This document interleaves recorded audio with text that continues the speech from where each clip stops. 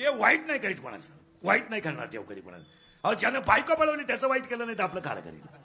ज्यानं छातीत लात मारली त्याचं वाईट केलं नाही तर आपलं काय करेल? आणि जिनं स्तनात विष भरून मारलं तिचं वाईट केलं नाही तर आपलं काय करेल? देव कधी कुणाचं वाईट करत नाही. वाक्य फायनल करून घ्या.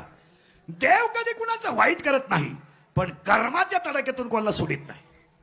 आता उलट सांगतो तुम्हाला, त्याने त्याच्या बापाला सोडलं नाही तर तुम्हाला कसं सोडी? त्याने त्याच्या बापाला सोडलं नाही तर तुम्हाला कसं सोडी?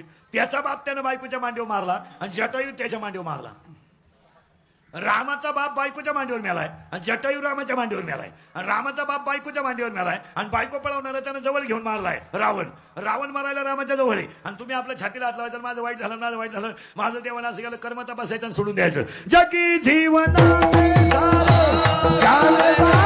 सत्व